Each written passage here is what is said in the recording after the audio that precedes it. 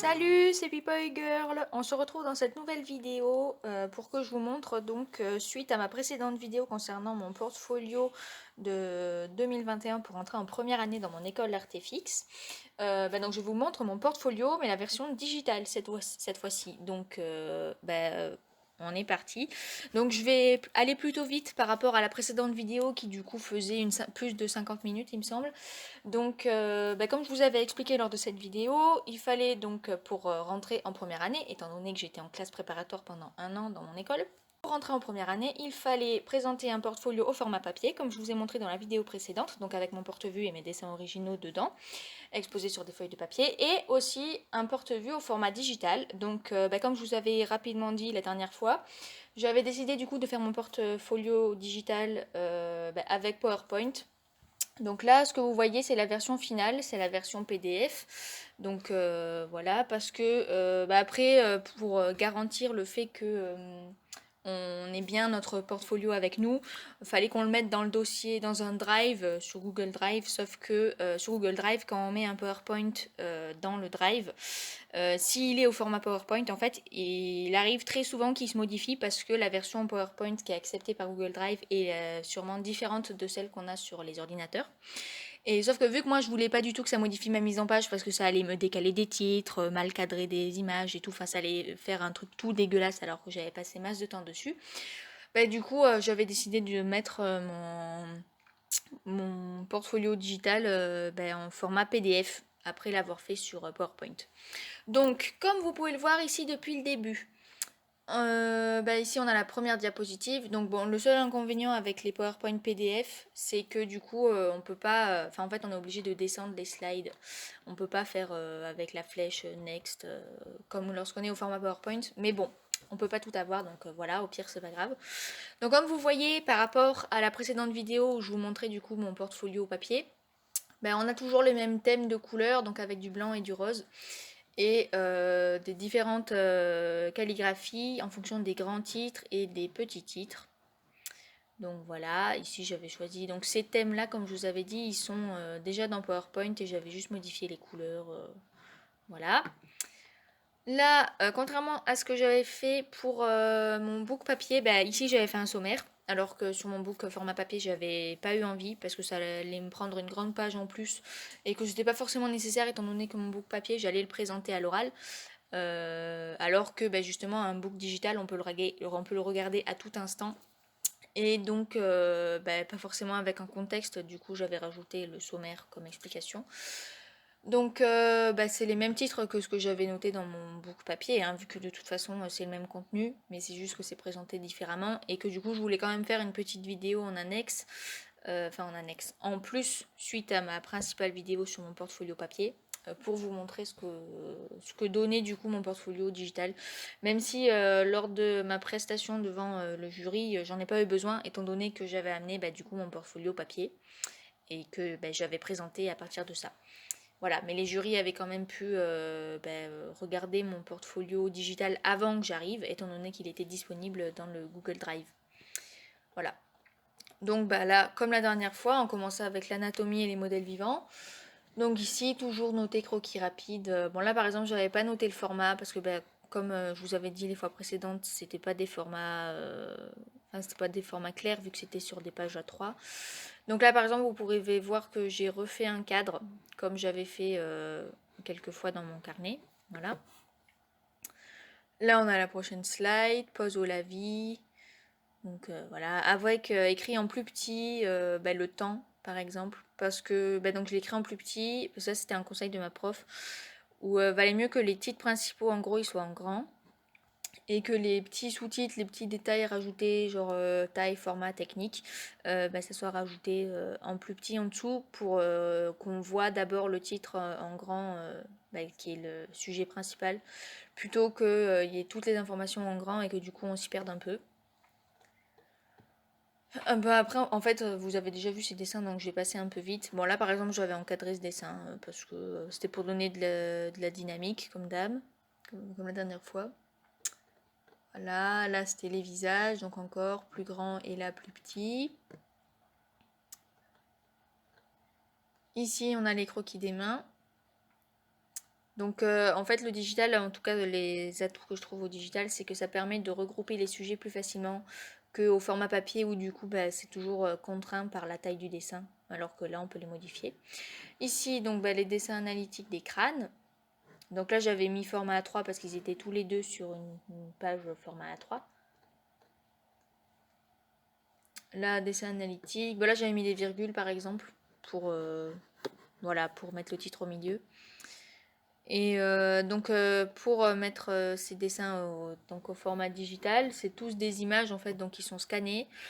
Je peux vous assurer que j'ai galéré à les scanner. Là par exemple j'ai détouré ici pour là. J'avais pas détouré les trous, mais là j'avais dû détourer tout le bord parce que entre la couleur de la feuille et la blancheur du PowerPoint, ça faisait cracra. Donc en gros j'ai dû détourer tout le bras. J'avais galéré aussi à scanner parce que les pages gondolaient un peu. Et donc j'avais dû appuyer comme une malade pour les scanner pour qu'il n'y ait pas d'effet d'ombre. Donc là par exemple vous voyez un peu les effets d'ombre et de lumière à cause de la page. Et bon voilà, là par exemple ici, plein de fois j'ai dû rogner des bords parce que bah, du coup lors du scan il y avait eu une ombre ici. Mais là je pouvais pas plus rogner parce que sinon ça allait rogner le dessin. Donc voilà. On continue avec donc les squelettes dynamiques de la dernière fois. Et là, on enchaîne avec la perspective. Bon, après, je vais vraiment passer un peu plus vite. Mais là, pareil, là, le scan avec les ombres en haut. Bon, je pouvais pas faire mieux parce que c'était sur un carnet. Donc là, c'était là où il y avait les agrafes en haut. Mais c'était vraiment la galère. Et donc ça, c'est un gros inconvénient, je trouve, du digital. C'est le fait de tout numériser. Donc on peut aussi prendre des photos et pas, et pas nécessairement scanner. Mais là, par exemple, vous voyez des ombres. Ça, bon, voilà. Puis là, j'avais effacé un peu. J'avais essayé d'effacer l'ombre sur GIMP. Donc oui, on douille comme on peut, mais voilà, hein. Et donc ouais, l'inconvénient principal que je trouve au scan, c'est que bah, donc, quand t'as pas une page complètement droite ou quand t'as des dessins dans des carnets et qu'il y a une double page et qu'il y a des agrafes, des plis et tout, bah, il y a nécessairement en fait souvent il y a de l'ombre qui se scanne en fait avec le dessin et du coup ça fait que c'est pas complètement plat. Là par exemple sur ces deux planches là, vu que ce sont bah, des feuilles uniques, bah, ça scanne très bien parce que la feuille elle est à plat sur le scanner, même si là encore on voit un peu de l'ombre, mais bon, voilà.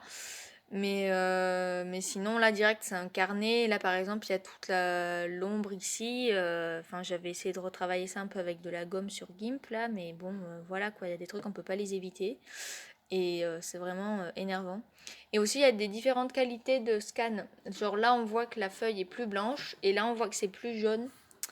Et bah, justement, j'avais testé de régler plusieurs fois la luminosité, la couleur et tout pour qu'on ait moins cet effet jaune. Bon, après là, le carnet, déjà, les pages n'étaient pas blanches pures, elles étaient blanches un peu jaunes. Mais pour éviter que ça fasse un truc qui pique les yeux un peu. Donc voilà, c'était un peu la galère. Ici, on a une belle planche bien scannée, celle-là. Voilà, bon, après c'était une feuille unique, donc facile. Là, par exemple, voilà. Donc ici, on passe au sujet divers. Et comme vous pouvez le voir, donc ces petits croquis là qui étaient sur une feuille A3, j'avais galéré déjà à les scanner parce que sur la feuille A3, ils rentraient pas tous pour mon scanner parce que le scanner était pas format A3. Et donc là, pareil, j'avais dû gommer et un peu détourer ben, les croquis quoi pour gâcher un peu le gris de la page en fait. Et c'était ultra relou. Et ça fait un peu cracra quoi, on va pas se le cacher. Mais faut se dire que c'était pire avant, donc voilà quoi. Là pareil, on voit les croquis de loup, bah, on voit que le blanc de la page en fait il est beaucoup moins blanc que la diapositive. Parce qu'on va dire que la diapositive c'est un blanc pur, vu que c'est généré par l'ordinateur. Alors que là la page blanche qui a été scannée, bah, du coup elle a du gris dû à la qualité du scanner quoi, et au réglage. Donc voilà, c'était grave la galère de scanner. Là par exemple on voit encore une différence. Bon encore c'est moins flagrant mais on voit bien la différence entre le blanc de la diapositive et le blanc de la page de dessin. Alors qu'en soi c'est une feuille blanche normale quoi, donc elle est vraiment blanche blanche. Mais bon avec le scanner, il y a un côté fade qui ressort.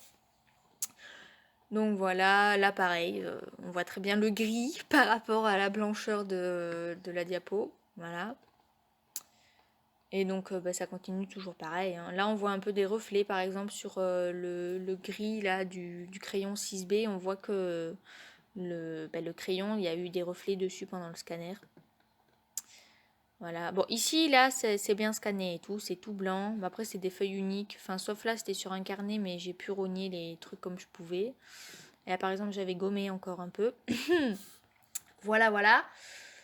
Là, bon, bah, en fait, quand c'est vraiment des feuilles uniques, ça passe, hein, mais quand c'est dans des carnets, c'est vraiment la galère. Là, je sais pas pourquoi ce dessin est un peu flou, alors qu'en soi, il faisait la même taille que lui. Mais bon, là, ça a été scanné un peu flou. Donc là, vous voyez, par exemple, ici, on a une composition d'une page. Bah, c'était un peu comme sur la version papier. Donc, on a la version analytique du dessin et là, deux croquis. Et comme vous pouvez le voir, donc là, j'ai laissé en gros le titre, donc croquis et dessin analytique. Donc dans le même sujet. Et ici en plus petit, j'ai écrit à côté les détails pour ce dessin et là les détails ici pour ces deux dessins-là. Là on continue pareil avec les drapés. Hein. Donc bon là il n'y a pas de problème de scanner parce que les deux étaient sur des feuilles plutôt uniques, ouais. Et donc, enfin les deux. Ouais, ces deux-là étaient ensemble et celui-là aussi. Et donc voilà. Et là, on a donc tout ce qui est les projets encadrés, comme je vous avais dit. Donc là, je n'avais pas pu mettre de titre la dernière fois parce que c'était un format A3 comme ça et que je voulais pas écrire sur ma feuille. Donc les projets encadrés, là, c'est facile parce que c'est tous des feuilles uniques, donc c'était facile à scanner. Voilà, bon, on continue. Donc là, j'ai mis les pages les plus grandes possibles parce qu'étant donné que on devait, lorsqu'on avait dû faire le sujet, on devait rajouter des explications et que c'était écrit en tout petit, j'avais essayé de les mettre donc les pages les plus grandes possibles à côté des titres pour que justement ça soit possible de lire les textes. Donc voilà, voilà. Bon, tous ces travaux, vous les avez déjà vus. Ici, par exemple, là, c'était un peu la galère. J'avais mis la page en grand, donc là, on a le titre principal. Et là, en petit, j'avais écrit à côté les détails. Pareil pour le verso. Là, on continue avec le projet œuvre d'art, donc la partie 1 et la partie 2.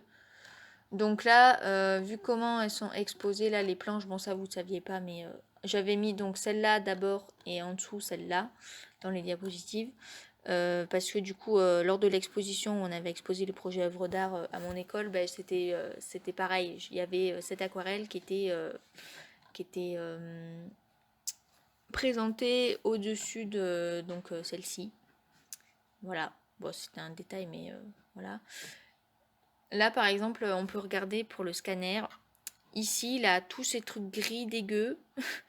En fait, je suis un peu dégoûtée, mais bon, c'était le scanner que je pouvais pas faire autrement.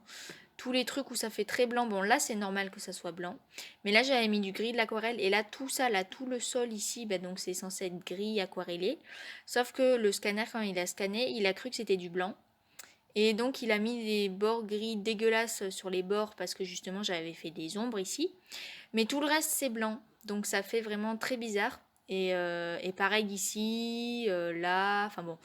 C'est vraiment dégueu, donc c'est l'un des inconvénients du scanner. Ici aussi sur le mur jaune, là, il y a eu un truc à foirer, mais voilà. Là pareil. Ici, on a donc illustration d'une expression, donc vous aviez déjà vu ces dessins. Hein. Mais là, pareil, à cause du scanner, là, les trucs bleus clairs, très très clairs, il a cru que c'était du blanc, donc ça fait des gros pâtés blancs. Bon, on peut faire croire que c'est des nuages, hein, mais à la base, c'est pas là, et donc ça fait un peu bizarre. Et là, pareil pour le carrelage, où c'est tout être censé du gris clair, il y a plein de trucs crades, parce que le scanner a cru que c'était du blanc, et du coup, il a simplifié en blanc, et ça fait des taches bizarres. Voilà.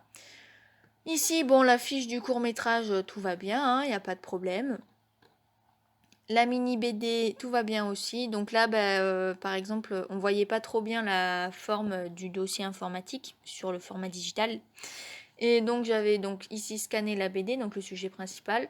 Et là, j'avais pris des photos du devant et du derrière du dossier pour montrer que c'était donc un dossier d'ordinateur. Voilà.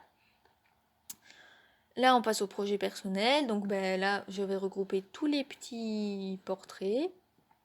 Donc je les avais agencés comme je pouvais hein, parce que c'était un peu la galère. Ici, on a le Fewember. Donc si vous vous souvenez bien, en fait, le Fewember, j'avais fait une page. Et j'avais dû dégager ce dessin, en fait.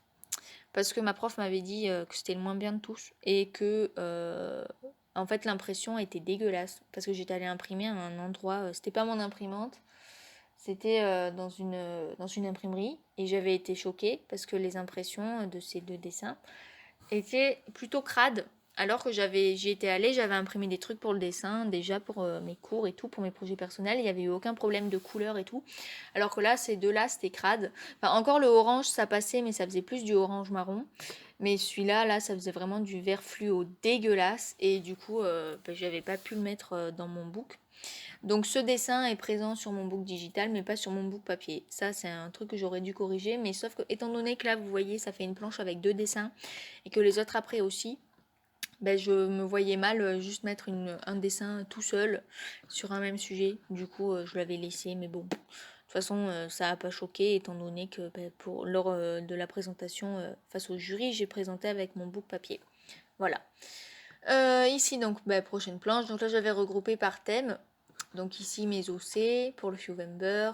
Là, des personnages de manga qui existent déjà.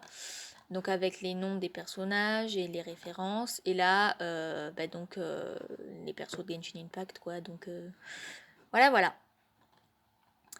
Ici, on passait donc aux autres sujets. Donc la couture d'habits. J'avais inventé mon personnage. Et donc voilà. Je sais pas vraiment si c'est ma version finale d'ailleurs de mon portfolio là, digital. Parce qu'il me semble que sur la version finale qui est dans mon autre ordinateur, donc je peux pas vous la montrer. Du coup, il me semble que j'avais inversé ces 2 diapositives. Mais bon, c'est pas grave. Bon, de toute façon, vous voyez, vous savez à vous attendre. Hein, donc, vous avez déjà vu logiquement la précédente vidéo. Ici, on a donc la présentation du drame romantique. Donc ici, avec la couverture que j'avais travaillée sur GIMP, que j'avais pas pu mettre sur mon portfolio papier, parce que justement, avec le dessin et avec ça, en fait, je pouvais pas rajouter cette impression en plus. Donc, je l'avais dégagée, et voilà. Et je m'étais dit que du coup, on la voyait quand même ici, donc c'était pas trop grave. Ensuite, on a donc les poèmes. Donc là, justement, j'avais retapé exprès tout le poème que j'avais réécrit à la main sur le format papier, si vous vous souvenez bien. Et là, pareil, ici, bon là, ce qui était pratique, c'est qu'on pouvait lire le poème. Parce que la version imprimée dans mon book papier, je crois, elle est trop petite et l'impression est tellement pourrie que du coup, on n'arrive pas à lire. Mais bon, voilà. Ici, les Inktober, enfin Linktober tout court, mais les planches de Linktober, quoi. Donc là, c'était un peu la galère pour scanner, étant donné que c'est sur une double page à chaque fois, mais bon. Voilà, donc je les avais agencés un peu en symétrie, tac tac, après tac tac, puis là on repasse, et là on repasse. Et là, le dernier projet, portrait fleuri, donc là je l'avais mis sur une même planche. Voilà. Et j'avais pas fait de diapositive genre fini ou merci de votre attention parce que je trouvais que ça allait pas faire professionnel et que de toute façon c'était pas vraiment nécessaire étant donné que quand on arrive à la dernière diapositive, on le voit en fait. Donc voilà, j'avais pas envie de mettre un truc c'est fini, bravo, applaudissez-moi. Donc voilà. J'espère que ces petites explications qui ont quand même duré presque une vingtaine de minutes vous ont plu. J'ai essayé d'être la plus claire et la plus courte possible par rapport à la fois d'avant parce que vraiment parler pendant 53 minutes, ça m'avait bien pété la voix. Déjà que là, je galère un peu à enchaîner 20 minutes. Donc voilà. Donc voilà, comme ça je vous ai montré mon expérience avec mon portfolio papier et mon portfolio digital. Je pourrais pas vous donner plus de conseils que ça en fait parce que ce sont les seuls que j'ai eus et les seuls que j'ai retenus et qui m'ont vraiment servi. Et de toute façon je suis pas vraiment la meilleure personne, enfin je suis pas la mieux placée pour parler des portfolios et tout, étant donné que je ne suis qu'une élève, que je suis pas professeur, que je suis pas professionnelle et que du coup je vous ai juste raconté comment j'ai vécu la préparation du portfolio et en vous montrant du coup le rendu final de mon travail. Donc voilà, donc j'espère que ces 2 vidéos vous auront plu malgré leur durée. Et n'hésitez pas à vous abonner à la chaîne pour si vous voulez voir d'autres vidéos, souvent concernant le dessin, parce que c'est quand même le sujet principal de ma chaîne. Et étant donné aussi que j'en fais mes études, donc voilà. Et n'hésitez pas à vous abonner, à liker la vidéo et à la partager, ça pourrait peut-être aider d'autres personnes, peut-être que vous connaissez, je sais pas. En tout cas, à la prochaine fois pour une prochaine vidéo qui abordera, je pense, le jeu Genshin Impact, encore une fois. Je diversifie un peu les sujets et pendant les vacances là, à l'heure à laquelle je tourne cette vidéo, on est le 1er août. Et donc pendant les vacances, je prends un peu d'avance justement pour les vidéos que je vais préparer pendant l'année. Comme ça, je suis sûre qu'elles sortiront toutes à l'heure, que je vais les planifier et tout. Et ce sera pas, enfin, je m'en soucierai pas pendant l'année scolaire parce que je pense pas avoir la tête à ça tout le temps. Donc voilà, je planifie les vidéos pendant les vacances d'été. Et donc il y a des fois où je sais pas vraiment quelle vidéo va sortir à quel moment. C'est pour ça qu'il y a des fois, il y a des très vieilles vidéos qui datent d'il y a au moins 2 ans qui sortent sur la chaîne. Mais c'est parce qu'elles sont en stock dans mon ordinateur et qu'entre-temps j'avais voulu sortir d'autres vidéos. Donc voilà. En tout cas, j'espère que ça vous a plu et à la prochaine fois. Donc à dans 15 jours. Salut!